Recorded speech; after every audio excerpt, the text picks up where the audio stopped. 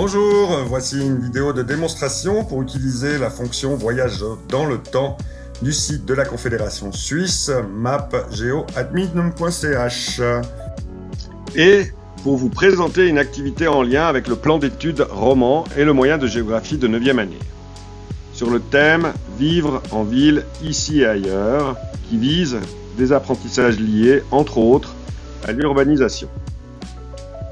Le module D pose la question « Comment les villes changent-elles » L'étalement urbain et la mutation des espaces sont au cœur de cette problématique. En soutien aux activités contenues dans le fichier de l'élève, cette vidéo vous présente comment utiliser en classe le voyage dans le temps proposé par SwissTopo. La première étape est de se rendre sur ce site. En deuxième étape, je vais ici sélectionner un lieu, par exemple Sion. Apparaît la dernière carte récente numérique qui est bien une donnée SwissTopo. C'est ça qui nous intéresse. SwissTopo qui est indiqué ici en bas à droite. Je vais maintenant ouvrir ce menu. Apparaît en fait le géocatalogue et je souhaite changer de thème en sélectionnant SwissTopo.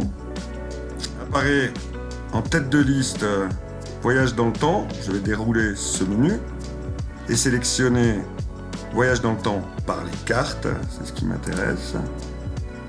Là apparaît une ancienne carte. Je vais voir sous le menu carte affichée quelle est la date de cette carte. C'est celle de 1864. Je vois qu'en 1864, la ligne de chemin de fer s'arrête à Sion, que apparemment la gare a été construite. Comparer avec aujourd'hui, je vais donc sélectionner outils avancés. Le menu se déroule. Sélectionner comparer, deux jeux de données. Je clique dessus. L'écran se divise en deux, avec sur la droite la carte récente et sur la gauche, comme on l'a défini auparavant, la carte de 1864. Pour pouvoir vraiment voyager dans le temps, je vais me déplacer sur la droite de l'écran et sélectionner cet outil, représentation historique des données, qui est représenté par une forme de chronomètre. En cliquant dessus, apparaît une ligne du temps sur laquelle un curseur se déplace à ma guise et je peux retourner voir dans le passé ce qu'il en était avec en 1859 il n'y a pas de ligne de chemin de fer. En 61 la ligne est construite. Je vais déplacer un peu le curseur sur la droite, ce qui me permet justement de superposer, de comparer les différentes cartes. Je peux zoomer, alors soit en utilisant plus moins, soit en faisant tourner ma roulette de souris. Là, la ville apparaît mieux.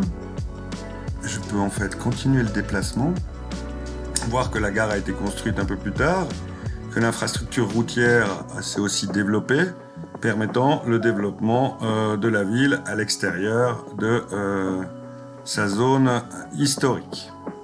Je peux faire ça plusieurs fois et superposer aussi les deux cartes pour prendre la mesure du développement urbain de la plaine du Rhône, par exemple.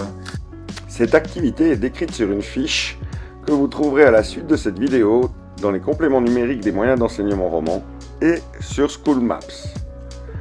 En prolongement possible, les élèves peuvent prendre des captures d'écran, des cartes comparées, rédiger une synthèse, produire un graphique ou une carte à noter.